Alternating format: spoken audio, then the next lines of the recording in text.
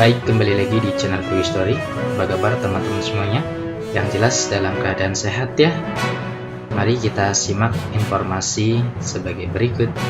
Sayang sekali, honorer ini tak bisa ikut seleksi P3K 2022 dan pendataan non-ASN. Siapa saja?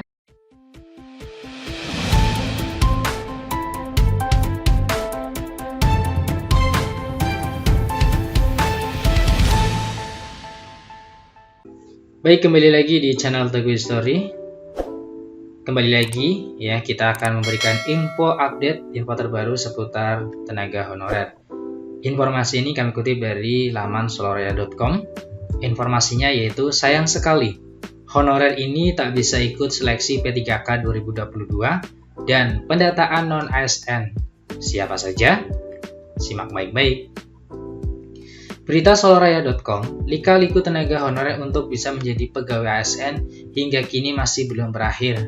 Meski pendaftaran seleksi P3K 2022 direncanakan pada minggu ketiga dan keempat bulan September, sayangnya tidak semua honorer bisa ikut serta. Hal ini juga berlaku untuk proses pendataan non-ASN yang kini sedang berlangsung sebelum adanya seleksi P3K 2022. Untuk ikut serta dalam seleksi P3K 2022, honorer perlu memenuhi syarat yang ditentukan oleh pemerintah dan Menpan RB. Satu saja syarat tidak terpenuhi, tenaga honorer tidak bisa mengikuti pendataan dan kesempatan menjadi ASN lewat P3K 2022 semakin menjauh. Maka dari itu, sebelum pendaftaran resmi dibuka, tenaga honorer harus paham apakah termasuk dalam kategori yang bisa ikut seleksi atau tidak. Dalam portal pendataan disebutkan bahwasanya honorer yang bisa ikut pendataan adalah yang memenuhi syarat dari Menpan RB.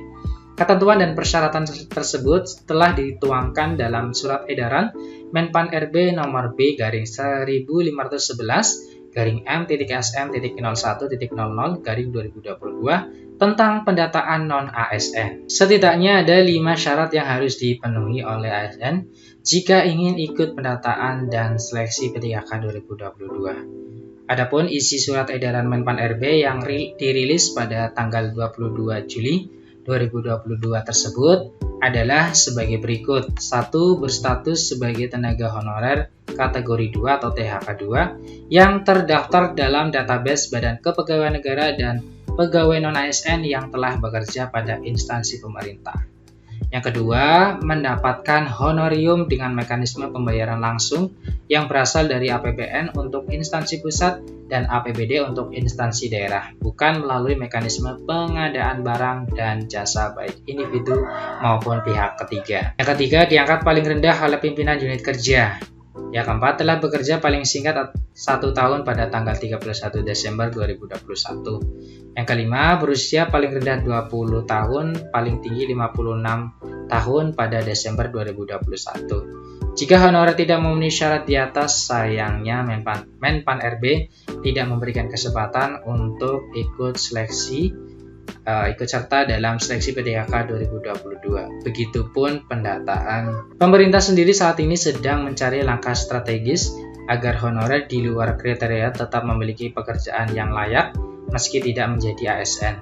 Menurut Deputi SDM Kementerian Pan RB Alex Denny, honorer yang tidak bisa seleksi bisa dicarikan pelatihan sesuai minat di bidang. Selain itu, pemerintah juga akan mengupayakan kartu prakerja bagi yang ingin bekerja lagi. Upaya-upaya lain akan dilakukan pemerintah demi memberikan solusi bagi honorer yang tidak lagi bisa bekerja di instansi pemerintah setelah penghapusan 2023 mendatang. Informasi ini semoga menjadi bahan pembendaharaan teman-teman semuanya. Tetap semangat, berdoa yang baik, insya Allah semua akan diberikan kabar yang baik ya. Terima kasih, see you next time. Assalamualaikum warahmatullahi wabarakatuh.